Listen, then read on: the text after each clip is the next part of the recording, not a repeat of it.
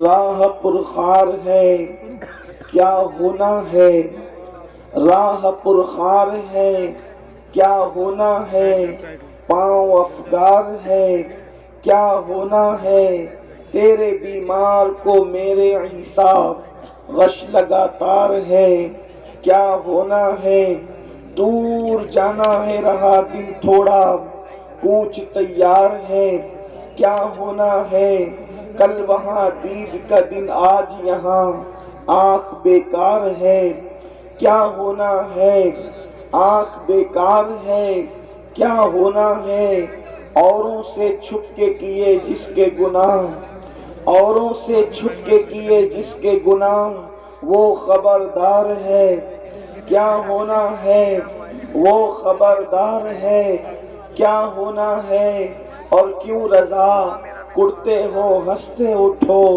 کیوں رضا کرتے ہو ہنستے اٹھو، جب وہ غفار ہے کیا ہونا ہے، جب وہ غفار ہے کیا ہونا ہے۔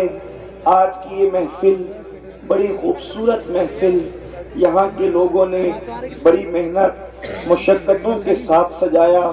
اللہ تبارک و تعالی ان سب کی محنتوں کو، ہمارے امام صاحب اور ان کے رفقا کی محنتوں کو شرف قبولیت عطا فرمائے۔ میں نے آج آپ کے سامنے سورۃ الحشر سے ایک آیہ کریمہ کی تلاوت کرنے کا شرف حاصل کیا ہے۔ اللہ تبارک و تعالی اس کے متعلق مجھے حق کہنے اور آپ سب کو حق سن کر اس پر عمل کرنے اور اسے عام کرنے کی توفیق عطا فرمائے۔ میرے بھائیوں، ہم مسلمان ہیں، الحمدللہ ہم مسلمان ہیں، اور مسلمانوں کا یہ بنیادی عقیدہ ہے۔ مسلمان کسی بھی خطے کا ہو، کسی بھی قبیلے کا ہو، کسی بھی علاقے کا ہو، ہر مسلمان کا بنیادی عقیدہ ہے، بلکہ مسلمان رہنے کے لیے یہ عقیدہ ہے۔ بندہ اس وقت تک مسلمان مانا نہیں جائے گا، بندہ اس وقت تک مسلمان کہلائے گا بھی نہیں، بندہ اس وقت تک مسلمانوں میں شمار نہیں ہوگا جب تک اس کا یہ عقیدہ نہ ہو جائے کہ ایک دن مرنا ہے، اور مرنے کے بعد ہمیں اٹھنا ہے، اور مرنے کے بعد اٹھنا ہے، اور پھر اللہ کی بارگاہ کے اندر ہمیں کھڑے ہونا ہے، اللہ کی عدالت میں کھڑے ہونا ہے، اور خدا کی عدالت میں کھڑے ہو کر پھر انسان کو اس کے اعمال کے حساب سے جواب دینا ہے۔ انسان نے اپنی زندگی پیدا ہونے سے لے کر موت کی آخری ہچکی تک کہاں گزارا، کیوں گزارا، کس طرح گزارا، کس کام میں گزارا، ان ساری چیزوں کے بارے میں اللہ تبارک و تعالی ہم سے پوچھے گا۔ تھوڑی دیر میں آپ کی توجہ چاہتا ہوں۔ یہاں کے لوگ، اس پورے علاقے کے لوگ بڑے محبتی لوگ ہیں، بڑے پیارے لوگ ہیں، بڑے پیار کرنے والے لوگ ہیں، لیکن آپ کی تھوڑی دیر کے لیے میں توجہ چاہتا ہوں۔ آپ غور فرمائیں، میرے آقا صلی اللہ علیہ وآلہ وسلم کے پیارے دیوانوں، آپ ذرا سوچو تو صحیح، آپ ذرا غور تو کرو۔ ایک دن وہ آنے والا ہے، یہ اپنے ایمان کا حصہ ہے، جس کو آخری دن کہتے ہیں، یعنی اس کے بعد پھر کوئی دن نہیں ہے، آخری دن ہے، جسے یوم آخرت کہتے ہیں، جسے میدان محشر کہتے ہیں، جسے میدان حشر کہتے ہیں۔ اس کے بعد پھر کوئی دن نہیں ہے، یا تو پھر لوگ، اللہ اکبر، خوش نصیب لوگ یا تو جنتی جنت میں چلے جائیں گے، یا پھر اللہ اکبر بدقسمت لوگ جہنمی جہنم میں جائیں گے۔ ہمیشہ پھر کسی کا ٹھکانہ جنت ہوگا، کسی کا ٹھکانہ جہنم ہوگا، میرے آقا صلی اللہ علیہ وآلہ وسلم کے دیوانوں۔ لیکن ایک دن ہے جس کو یوم آخرت کہتے ہیں، اور اس دن اللہ خود اپنے بندوں سے حساب لے گا، اللہ اپنے بندوں سے خود پوچھے گا، بلکہ وہ فرماتا ہے اَيَحْسَبُ الْإِنسَانُ أَن يُتْرَكَ سُدًى، کیا انسان یہ تصور کرتا ہے کہ اس سے حساب نہیں لیا جائے گا، بے حساب اس کو چھوڑ دیا جائے گا؟ نہیں نہیں، انسان سے حساب لیا جائے گا، بلکہ قرآن مقدس میں ایک مقام پر بیان کیا جاتا ہے فَمَن يَعْمَلْ مِثْقَالَ ذَرَّةٍ خَيْرًا يَرَهُ وَمَن يَعْمَلْ مِثْقَالَ ذَرَّةٍ شَرًّا يَرَهُ۔ ایک ذرے کے برابر اگر تم نے نیکی کی ہوگی، اللہ تمہیں وہ بھی دکھائے گا، ایک ذرے کے برابر اگر تم نے بدی کی ہوگی، اللہ تمہیں وہ بھی دکھائے گا۔ اللہ اکبر، اس دن کے لیے قرآن ہمیں دعوت فکر دیتا ہے، اس دن کے لیے قرآن ہمیں دعوت فکر دیتا ہے، دعوت عمل دیتا ہے۔ اب میری گزارش والنٹیئر سے بھی ہے کہ وہ بھی چپ خاموش بیٹھ جائیں۔ پبلک چپ ہو گئی ہے، والنٹیئر سے گزارش ہے، یہ بھائی جو ہے نا، یہ پیلی ٹوپی والے بھائی، ان سے گزارش، وہ سن نہیں رہے شاید۔ بھائی صاحب اللہ پہ رحم فرمائیں، ان سے وہ بھائی سے جو آپ کے آگے چل رہے ہیں ان کو منع کر دیں، بس اب آپ بھی بیٹھ جائیں۔ اللہ تشریف رکھیں۔ اب اللہ آپ سب پہ رحم کرے۔ دیکھیے آپ لوگ محبت بہت کرتے ہو، اور اللہ یہ کرے یہ محبت قبول ہو، اور یہی محبت ہمیں آخرت میں نجات کی راہ کی طرف لے جائیں۔ دیکھو سب لوگ بہت سکون سے سن رہے ہیں، اب کوئی کسی کو کچھ نہ کہے، والنٹیئر بھی اپنی جگہ لے لیں۔ یہ محفل اللہ رسول کی ہے، اس کو اللہ رسول کے حوالے کر دیں، کوئی کچھ نہ کہے، اب صرف سب سنیں۔ بس ایک بار سب مل کر بلند آواز سے، اگر وہ جو میرے بھائی مجھے کھڑے ہوئے نظر آ رہے ہیں، اگر وہ حضرات بھی بیٹھنے میں کوئی انہیں تکلیف نہ ہو اور وہ بیٹھ سکتے ہیں تو اپنے اللہ رسول کے نام پہ بیٹھ جائیں، اور سب مل کر ایک بار بلند آواز سے درود شریف پڑھنے آپ لوگ۔ اللهم صل على سيدنا ومولانا محمد معدن الجود والكرم وآله وصحبه وبارك وسلم صلاة والسلام عليك يا رسول اللہ صلی اللہ علیہ وسلم۔ میں بات آگے بڑھانے سے پہلے ایک بات آپ سے کہتا ہوں، اس کو دل پہ لکھ کے لے جانا، اگر ہو سکے تو گانٹھ باندھ لینا دل کے پلو میں۔ جب بھی کسی جلسے میں، عرس میں، دینی محفل میں جاؤ، وہاں کسی کو ڈانٹنا نہیں۔ ابھی آپ لوگ ایک دوسرے کو ڈانٹ رہے تھے، مجبوری بھی رہی ہوگی آپ لوگ کی، ڈانٹنا نہیں، کسی کو دھکا نہیں دینا۔ دیکھو میں آپ کے فائدے کی بہت اہم بات بتا رہا ہوں، اس کو زندگی بھر مت بھولنا۔ کسی کو ڈانٹنا نہیں، کسی کو دھکا نہیں دینا، کسی پہ غصہ نہیں کرنا، کسی کی انسلٹ نہیں کرنا۔ وجہ کیونکہ ہمارے آقا علیہ السلام نے فرمایا، ہماری سرکار کا فرمان ہے، جہاں 40 مومن جمع ہوتے ہیں ان میں ایک اللہ کا ولی ہوتا ہے۔ جہاں 40 مومن جمع ہوتے ہیں ان میں ایک اللہ کا ولی ہوتا ہے۔ اب یہ ہزاروں کا مجمع ہے، اب اس میں کون اللہ کا ولی ہے کسی کی پیشانی پہ نہیں لکھا۔ اب آپ نے کسی کو ڈانٹا تو ہو سکتا وہی ولی ہو، آپ نے کسی کو دھکا دیا ہو سکتا ہے وہی ولی ہو۔ تو اب آپ تو آئے تھے جلسے میں اپنی آخرت سدھارنے کے لیے، لیکن آپ نے ولی کو ڈانٹ کر اپنی آخرت خراب کر لی، ولی کو دھکا دے کر، کیونکہ ولایت پیشانی پہ نہیں لکھی ہوتی۔ بہت ممکن ہو کہ اسٹیج پر جو چہرے آپ دیکھ رہے ہیں ان میں سب ولی نہ ہو، لیکن جو بیٹھے ہوئے ہو نا یہ چھپ کے عاجزی سے، ان میں کوئی ولی ہو، بہت ممکن ہے۔ یہ بات اچھی طرح یاد رکھیں۔ آج کل جلسوں کو ہم نے ایک میلے ٹھیلے کی حیثیت دے دی، بلکہ جلسوں میں آؤ تو باوضو آؤ، ٹوپی پہن کر آؤ، خوشبو لگا کر آؤ، اور باادب بیٹھو۔ پتہ نہیں مدینے والے جس کی محفل سجی ہے گنبد خضرا سے کب ان کی نظر اٹھ جائے، اور ان محفلوں پر ان کی نظر ہوتی ہے۔ ہم ان محفلوں میں آتے ہیں تو یہی سوچ کر آتے ہیں کہ پتہ نہیں ان میں کون مقبول بندہ ہوگا، اس پر نظر پڑی تو اس کے صدقے اپنا بھی بیڑا پار ہو جائے۔ تو اس لیے اس میں گالی گلوچ دھکم دھکی، اور یہ میں جلسوں میں ڈنڈوں کی کیا ضرورت ہے؟ یہ ڈنڈوں کے جلسے نہیں ہیں، یہ جھنڈوں کے جلسے ہیں، یہ درود و سلام اور امن و امان کے جلسے ہیں۔ اس لیے میری گزارش ہے کہ اس کا بہت خیال کرو۔ ادب، ان جلسوں میں ادب سے بیٹھنا قسمت بدل دے گا، اور ان جلسوں میں بے ادبی کرنا آپ کی آخرت کو تباہ و برباد کر سکتا ہے۔ اس لیے اس کا بہت خیال کرو۔ یہ دھوم دھام دھینگا مستی ایسا مت کرو، لیکن میں جانتا ہوں یہ جو کچھ تم کرتے ہو وہ محبت میں کرتے ہو، لیکن محبت میں بھی آپ کو ادب کا دامن ہاتھ سے نہیں چھوڑنا چاہیے۔ ایک بار پھر بلند آواز سے سب درود شریف پڑھنے۔ اللهم صل على سيدنا ومولانا محمد معدن الجود والكرم وآله وصحبه وبارك وسلم صلاة والسلام عليك يا جد الحسن والحسین۔ اگر میں گفتگو کرنے کی آپ مجھے اجازت دیتے ہیں تو اجازت کے طور پر اپنے آقا علیہ السلام کی بارگاہ میں بہت عشق و محبت میں ڈوب کر یہ اشارہ دینے کے لیے کہ آپ سننا چاہتے ہیں، بلند آواز سے ایک بار پھر درود شریف پڑھیں۔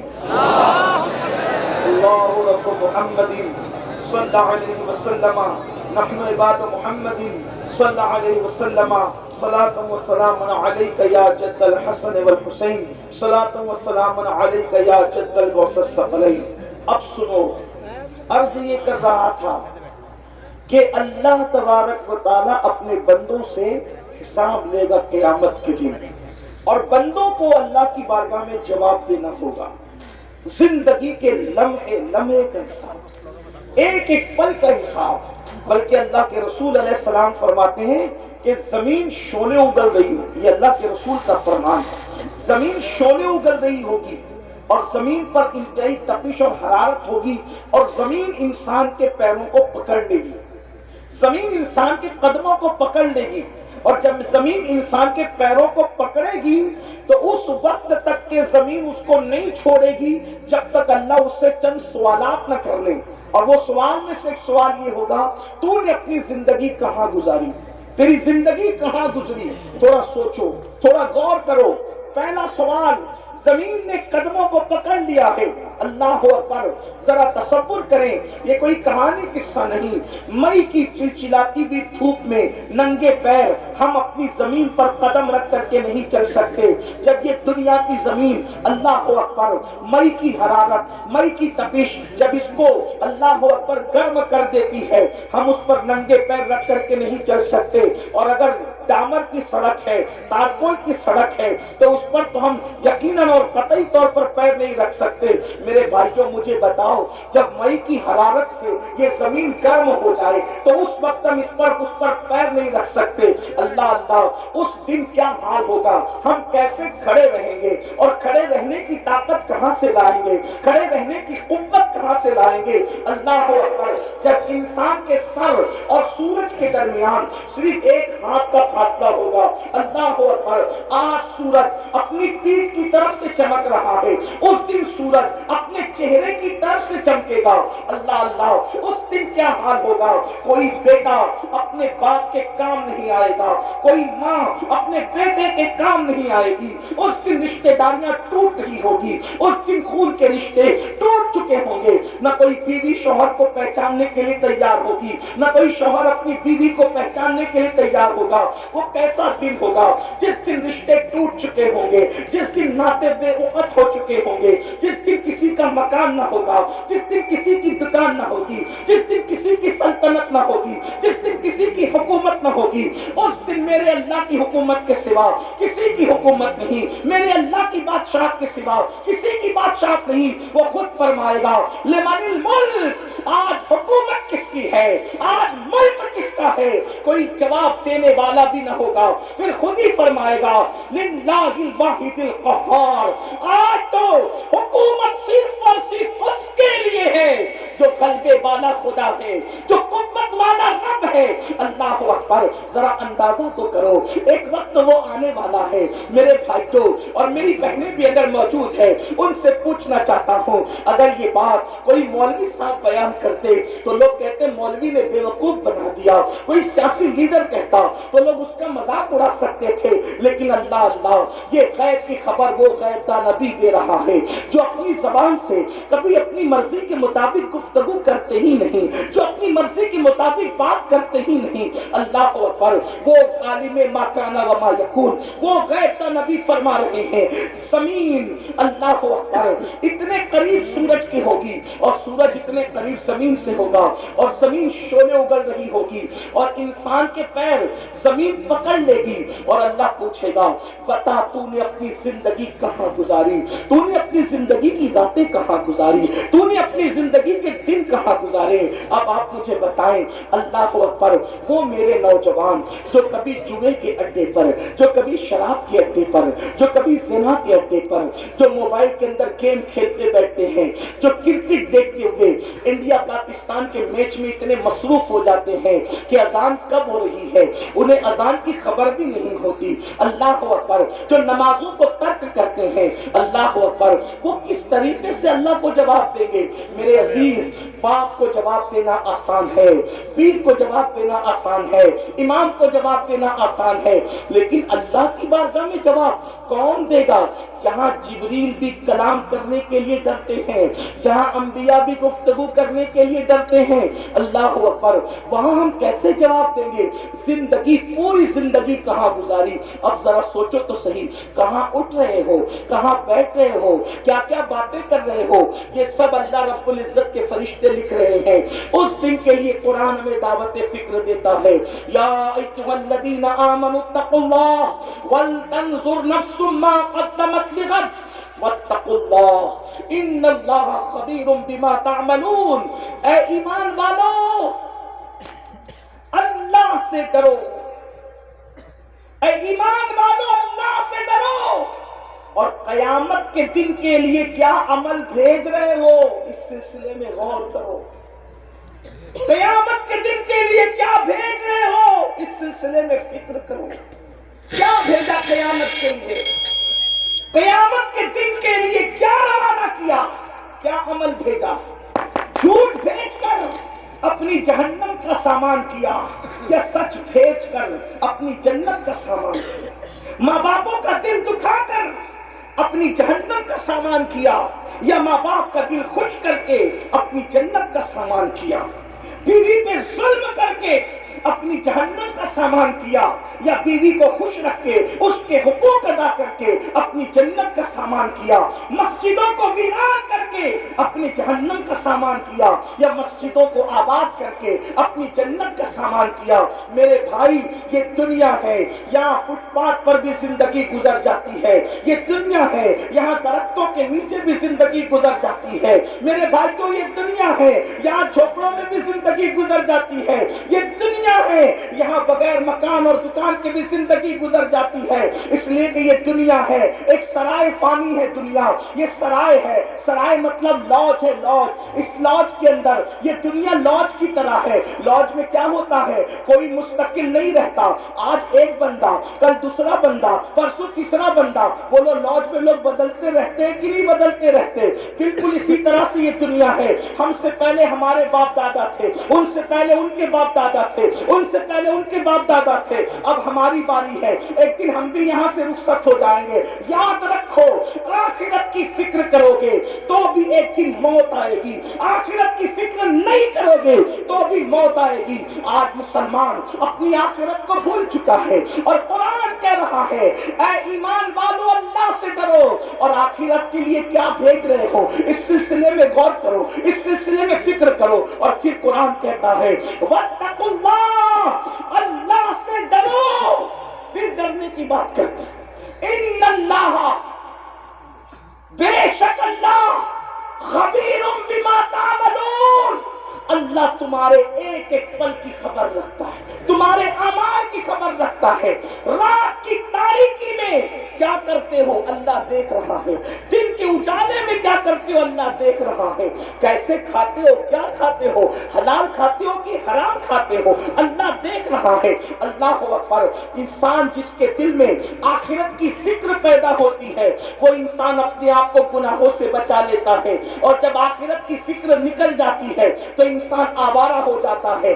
آج مسلم امہ، آج مسلم دنیا اس لیے گناہوں میں ڈوب چکی ہے، آبادی میں ڈوب چکی ہے، عیاشیوں میں ڈوب چکی ہے کہ آخرت کی فکر نہیں، آخرت کا خیال نہیں۔ آؤ تھوڑی دیر آخرت کا ذکر کر لیں، آخرت کا تذکرہ کر لیں، اللہ کرے میری اور آپ کی آخرت سنور جائے۔ میرے آقا علیہ السلام کے پیارے دیوانوں، بڑی معذرت کے ساتھ ہم 15ویں صدی میں زندگی گزار رہے ہیں، یہاں گویا کہ ہم رسول اللہ کے ظاہری دور سے تقریباً 1500 سال دور ہو چکے ہیں۔ اللہ اکبر، 1450 سال تو دور ہو ہی چکے ہیں۔ اللہ اللہ، کتنی غفلت تھے انسان میں.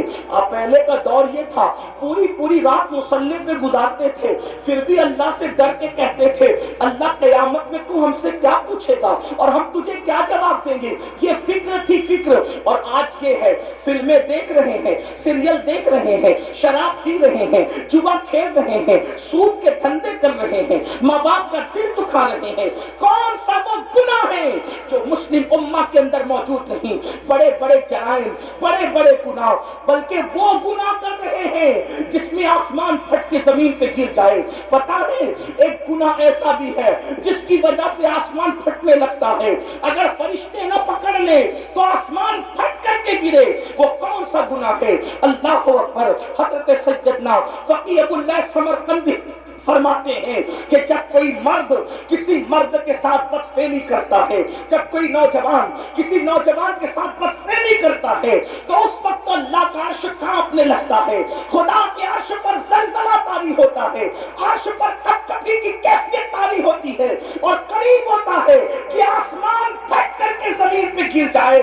فرشتے آسمان کے کونے پکڑ کر قل ہو اللہ شریف کی تلاوت شروع کر دیتے ہیں, اور آسمان کے فرشتے جب قل ہو اللہ احد کی تلاوت کرتے ہیں تو ان کی تلاوت کی برکت سے وہ کیفیت ختم ہو جاتی ہے. آپ مجھے بتائیں کیا یہ گناہ قوم مسلم میں موجود نہیں؟ اللہ کے رسول علیہ السلام نے فرمایا ایک قریب قیامت زمانہ آئے گا, لڑکے لڑکوں کے ساتھ برائی کریں گے, ایسے لڑکیوں کے پر جیسے غیرت کی جاتی ہے ویسے لڑکوں پہ غیرت کی جائے گی, جیسے لڑکیوں سے منگنی کی جاتی ہے ویسے لڑکوں سے منگنیاں کی جائے گی. یہ حالات ہوں گے, یہ سارے جرائم موجود, زنا موجود, شراب موجود, یہ سارے جرائم موجود ہیں. اس کے بعد انسان کیا سوچتا ہے, مولانا میں مسلمان ہوں, مسلمان میں جنت میں نہیں جاؤں گا تو کون جائے گا. اور اس کے بعد بڑی معذرت کے ساتھ کچھ ایسے اسٹیج پر کچھ ایسے غیر ذمہ دار لوگ بھی آتے ہیں جو اسی قوم کو جو سود کے دھندے کر رہی ہے, جو شراب کے دھندے کر رہی ہے, جو داڑیاں مڈا کر گٹروں میں پھینک رہی ہے, جنہوں نے مسجدوں کو ویران کر دیا ہے.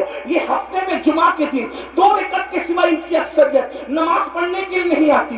ہاں یہ علماء کو 2 کوڑی کا امام کہتے ہیں, یہ علماء کو 2 کوڑی کا عالم کہتے ہیں. اللہ اکبر, علماء کی توہین کرتے ہیں. حالانکہ واللہ عالم کو نائب رسول مصطفیٰ جان رحمت نے فرمایا, یہاں تک فرمایا گیا جو عالم کی توہین کرے گا مرتے وقت اس کی زبان پہ کلمہ نہیں آئے گا. یہ وہ قوم ہے. اللہ اکبر, علماء کے حق کو ہلکا جانے, اماموں کی توہین کرے, گناہ پر گناہ کرے, اور اس کے بعد کچھ لوگ ایسے غیر ذمہ دار ہیں کہتے ہیں فلاں کا چہرہ دیکھو تو جنت مل جائے گی, اور قیامت کیا, قیامت میں تو جو ہوگا دیکھا جائے گا. اس طریقے کی بات میں پوچھتا ہوں میرے بھائی, کیا یہ بات صدیق اکبر کو نہیں پتا تھی کہ جو ہوگا دیکھا جائے گا؟ فاروق اعظم کو نہ پتا تھی کہ جو ہوگا دیکھا جائے گا؟ اور تھوڑی دیر فقیر کا درد دل سن لے. اگر اس سوم کے اندر ہو, اگر اس غرور اور گھمنڈ کے اندر ہو کہ جو ہوگا دیکھا جائے گا, میں عرض کرنا چاہتا ہوں اگر یہ سوچتے ہو نا کہ میں تو عاشق رسول مولانا, جو ہوگا دیکھا جائے گا, تو میرا عقیدہ یہ ہے اس پوری امت میں صدیق اکبر سے بڑا کوئی عاشق رسول نہ ہے نہ ہو سکتا ہے. صدیق اکبر اس امت کے سب سے بڑے عاشق رسول ہے. اللہ اکبر. اب اس عاشق رسول کا حال سنو. صدیق اکبر رضی اللہ تعالیٰ عنہ, اللہ اکبر. کون؟ ابو بکر صدیق. اللہ میرے آقا صلی اللہ علیہ وسلم نے اپنی ظاہری حیات میں جس کو اپنے مصلی پر کھڑا کیا, کون؟ ابو بکر صدیق. جانتے ہیں ان کا عشق رسول, ہمیں تو 24 گھنٹے میں کبھی ایک بار بھی درود پڑھنے کی توفیق نہیں ہوتی. ابو بکر صدیق اس ہستی کا نام ہے سب سے زیادہ رسول اللہ کے ساتھ اگر کوئی رہتا ہے تو وہ صدیق اکبر رہتے ہیں, اور سب سے آخری میں رسول اللہ سے ہٹ کر اگر کوئی جاتا ہے تو وہ صدیق اکبر جاتے ہیں. لیکن آپ کو بتاؤں اے میری قوم کے جوانوں, صدیق اکبر جب رسول اللہ کو ان کے گھر اقدس پر, ان کے کاشان اقدس پر, ان کے مقدس مکان پر پہنچا کر صدیق اپنے گھر جاتے تو صدیق اکبر کو بیوی دیکھ کر چین نہیں آتا, بچوں کو دیکھ کر چین نہیں آتا, اپنے گھر کے بستر کو دیکھ کے چین نہیں آتا. ابو بکر صدیق اپنے گھر میں تڑپتے رہتے, بے چین اور بے قرار رہتے, یعنی حضور کو دیکھے بغیر ان کو چین چین نہیں آتا، بلکہ صدیق اکبر کہتے ہیں حضور میری تو تمنا یہ ہے کہ چہرہ آپ کا ہو اور نگاہیں میری ہو، بس میری آنکھیں آپ کے چہرے کو تکتی رہا کرے، بس میری تمنا یہ ہے۔ صدیق اکبر اپنے گھر کو لوٹ کر جاتے تو بے چین رہتے، جب بے چینی برداشت نہیں ہوتی تو اپنے گھر سے نکلتے اور رسول اللہ کی چوکھٹ پر آتے۔ میرے آقا کے گھر پہ پردہ پڑا رہتا تو صدیق اکبر اپنا رخسار نبی کی چوکھٹ پہ رکھ دیتے، کبھی یہ رخسار کبھی یہ رخسار، اسی طرح رات گزر جاتی۔ جب صبح ہوتی حضور اکرم نور مجسم صلی اللہ علیہ وآلہ وسلم جب اپنے کاشان اقدس کے دروازے سے پردہ ہٹاتے تو دیکھتے کہ ابو بکر صدیق حضور کی چوکھٹ پہ پڑے ہوئے ہیں، تو آقا ارشاد فرماتے ابو بکر کون سی ضرورت تم کو یہاں لائی ہے؟ تو صدیق اکبر کہتے یا رسول اللہ آپ کے بغیر میرے گھر میں مجھے چین نہیں آتا، مجھے قرار نہیں آتا، تو جب چین نہیں آتا تو میں سوچتا کہ آپ کا چہرہ نہ صحیح آپ کی چوکھٹ پر رات گزار دوں تاکہ جب صبح ہو سب سے پہلے ابو بکر کسی کا چہرہ دیکھے تو اپنے محبوب محمد رسول اللہ کا چہرہ دیکھے، اور سب سے پہلے غلاموں میں نبی کی نظر جس پر پڑے وہ ابو بکر صدیق پر پڑے۔ کیا بات ہے، یہ صدیق اکبر کا عشق رسول ہے۔ افضل البشر بعد الانبیاء بالتحقیق سیدنا صدیق اکبر، جن کے بارے میں اقبال کہتے ہیں پروانے کو چلاؤ تو بلبل کو پھول بس، صدیق کے لیے تو خدا کا رسول بس۔ مسلک اعلیٰ حضرت فیضان ابو بکر صدیق، سیرت حضرت ابو بکر صدیق سید امین القادری صاحب قبلہ۔ بہت اچھا، زندہ باز۔ آقاؤں کے نام کے ساتھ کوئی نام کا نعرہ نہ لگائے۔ صدیق اکبر، صدیق اکبر جن کو رسول اللہ کا اتنا قرب نصیب تھا کہ حضور اپنے مصلی پر ان کو کھڑا کرتے، ہجرت کی رات ساتھ لے جانا ہے تو ان کو لے جاتے، غار میں ان کو رکھتے ہیں، حضور ان کی مانڈی پر سر رکھ کر آرام کرتے۔